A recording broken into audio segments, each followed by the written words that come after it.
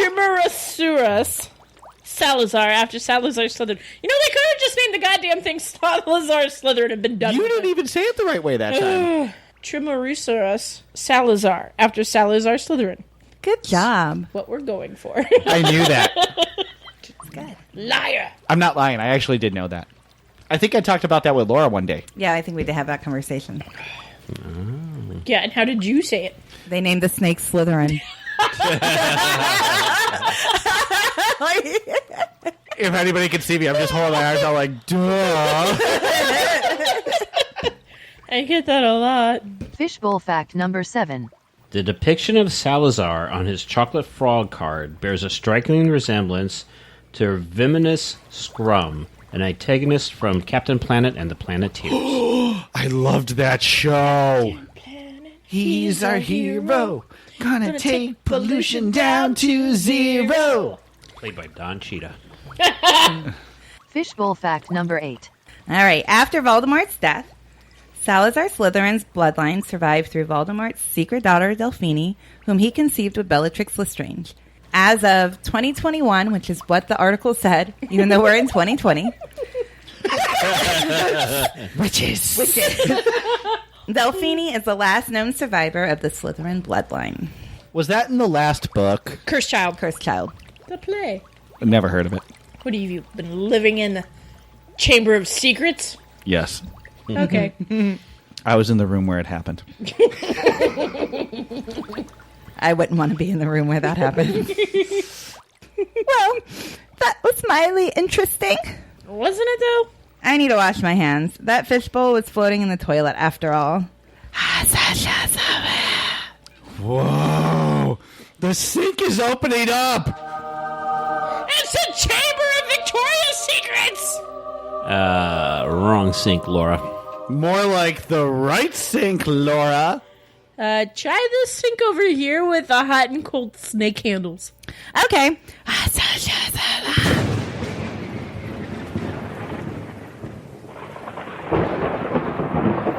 It's the Chamber of Secrets! No Victoria's Secret models in this one. Boo. I guess we should enter. Everyone always leaves money, Myrtle. No one ever stays. It's always open the chamber and then bye-bye. Oh, Myrtle, we have to do this. What if... Hear me out here. When we are done, JL comes back and you two read comic books together. Sabrina. JL. I would like that. I would like that a lot. Fine, but we're only reading comic books. No funny stuff. Yes, only comic books. In the bathtub. No funny stuff. Wait, what? Come on, the voices are getting louder.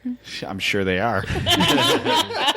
Well, this is disappointing. It's a huge empty chamber with a giant dead snake carcass in it. Basilisk. And it smells so bad. Let's go back to the Victoria's Secrets chamber. Yes. The snake is talking. The dead snake is talking? Yes, shut up. It's saying, I can't rest in peace. Can you say that like The Undertaker? No. Why is it saying this? I'm getting to that. It's saying, after they killed me, they just left me here.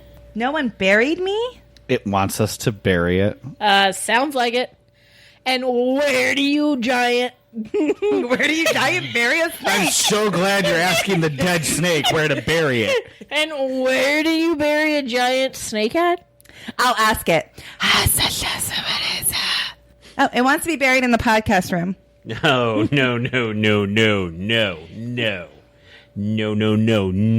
No. Absolutely not. We would have to pull up all the carpet and move everything around. No way. Aw, our show is its favorite show. He wants to listen, and it's hard to get a signal down here. Tara did it. Well, we've got a lot of work to do then. There's a lot of snake to bury. We're gonna need a wheelbarrow. And shovels. And a contractor. Isn't there a spell we can use? Oh, yes, I know it. It's Levioso. Levioso? It's not working. Stop. You're going to take someone's eye out. Besides, it's Leviosa, not Leviosa. Hermione.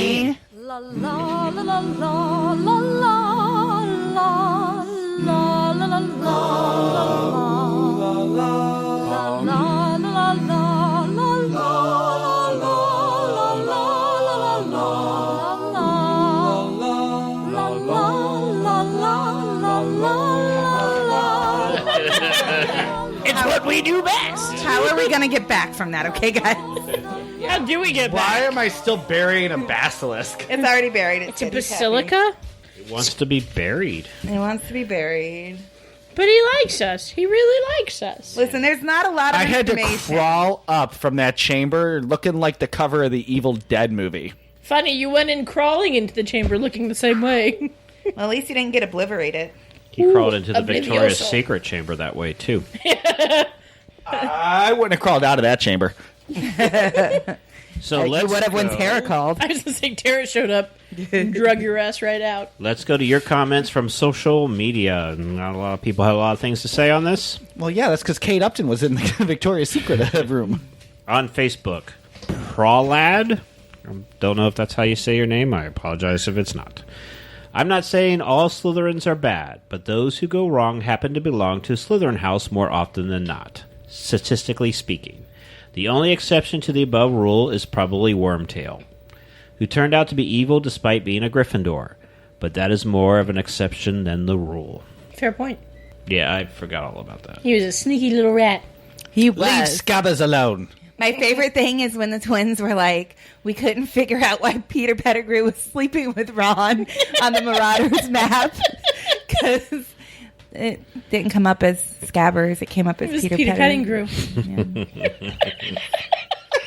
And I love the fact that they never brought it up. Yeah, they never asked, like, hey, why is this supposed...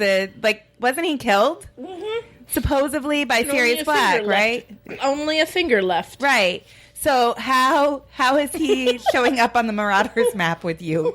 Like, are you carrying around his finger? Like, what are you doing? I love the fact that they literally just looked at the map and went, huh, okay. Yeah, like, whatever. Secrets. Don't ask, don't tell. Jerry says, people often defend Slytherin by citing the example of Snape. But remember, Snape was a Death Eater first and turned into Dumbledore's spy only later. And only because of personal reasons.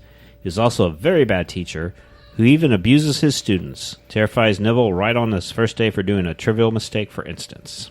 Snape was kind of mean. Well, he's one of those complicated characters, and he's supposed to be, because you're supposed to keep guessing whether he's good or bad. He had an internal struggle.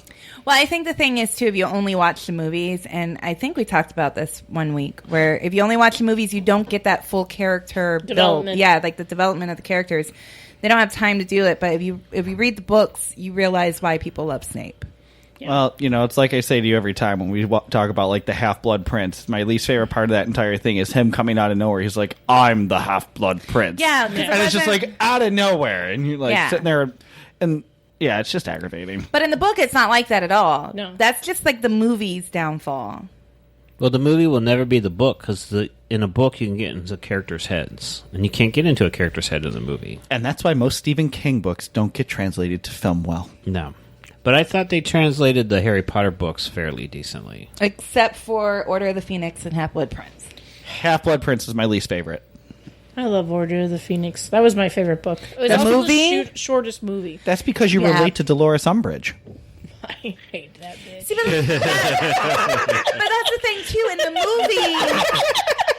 But in the movie, you don't really get to see why you hate Dolores Umbridge. You know? Like, as much as the book portrays her... Yeah. Did you also know that Dolores Umbridge was in possession of the Slytherin locket at one point? No, I felt Why was that not in the fishbowl? Because he told me 8 fishbowl facts, and I asked him if he wanted more because there was a lot more he could have put in there. But yeah, she said it was for the Sloane family instead of Slytherin. We don't know if it's because she didn't want to admit it was Slytherin or she didn't know. Well, you could have switched out a fact. Oh, you didn't know? Yeah, she didn't know. I think she knew. I think she knew too. Because if you don't know, Now now you you know. know. Yeah. Although she was never a Death Eater, she did No. fall in line with his beliefs. She just was evil. And She was just evil on her own, like yes. she, in my book, is far more evil than Voldemort ever was.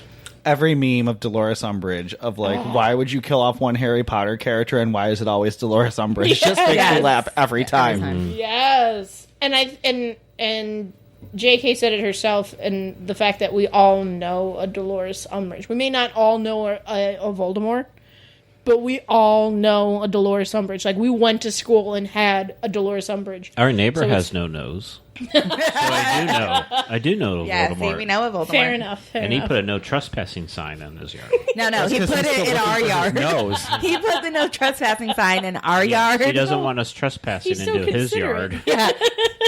So much so that my other neighbors have asked me, why did I put a no trespassing sign? I didn't. Bob says, there is this new trend since last few years to irrationally defend Slytherin to abysmal levels. But let's try to be objective here. To all those who want to differ in this regard about Slytherin's reputation of creating dark wizards, I'd like to consider the sheer volume of evil folks who belong to the Slytherin house. Tom Riddle, Lucius Malfoy, Narcissa Malfoy, Narcissa really wasn't evil. Bellatrix Lestrange, Barty Crouch. Bellatrix was just crazy. Was it Barty Crouch Jr.? It was Barty Crouch I Jr. love Bellatrix, I love though. Bellatrix so Draco much. Malfoy, Crabbe, Goyle, Avery, Was Draco evil, though? Augustus Rockwood. I think Yes, he was. He was a total asshole the entire movie. Yeah. Lucius was pretty Well, evil. Lucius was evil. I think Draco is just a product of what you grow up Right. with. And at the end of the day, he changed. He did change. He did Yeah. change. Yeah. Because he realized what was going on was wrong. Right. That didn't make him an asshole for 6 movies. You got your redemption in the 7th movie. Yeah, exactly.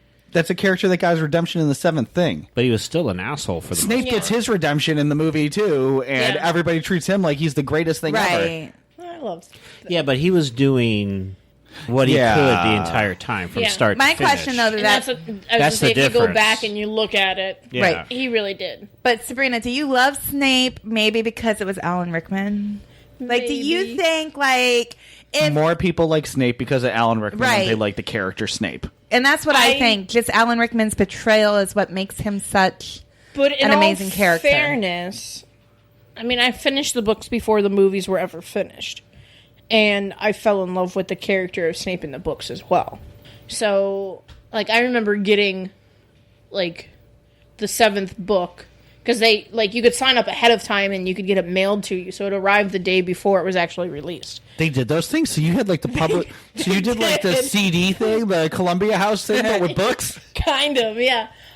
They did that with Star Wars figures, too. And so like I remember getting the book and being like, "Don't talk to me. Like I'm gonna be taking off of work for like a day and a half." But I remember like devouring the book and just being like Why didn't you read it? Because So glad you asked that. hungry for knowledge, Chris. that's how she reads the That's books. how I She read reads the them. books. It's like osmosis once it's inside of me. So I don't actually have to read. My eyes aren't the greatest. I know, Sabrina, we're over here. You're looking the wrong way. When did you guys move? But I remember just going through it and reading it and stuff and getting to the end, and a lot of it not making sense, but then like having to reread parts of it, but understanding, and then you kind of go back and you look at all those moments throughout each book, and you're like, this makes a lot more sense now. Like, okay, I understand where this is coming from and how, and how it was confusing as a reader to be like, okay, I hate Snape, but I also don't hate him at Right. the same time, and how quickly you are to judge his character, and then you find at the end of each book that you're like, oh, that wasn't Snape, that wasn't, Right. and why he was protecting him. Snape is the red herring of the book. Yes, he really is. Red herring. Yeah. And he plays that part so well. And I think Alan Rickman, in all fairness, Alan Rickman does add a lot to that because he brought a lot of that to it. And I know J.K. told him early on, because he didn't want to continue being Snape. And J.K. kind of pulled him aside and said, listen, this is your character arc. This is where we're going with this. And he kind of went, okay, it makes a lot more sense now. Right. And he kind of changed how he was playing the character slightly. Not a whole lot, because, I mean, Snape is Snape, but, like, once you get to the end and you go back and you rewatch or reread, a lot of things make a lot more sense. Yeah. Which I think is amazing in her writing. Who's Avery and Augustus Rockwood? That was in the list. I don't know. You said Avery? Yeah. Augustus Rockwood was the town that they sent Bart to be the mayor of.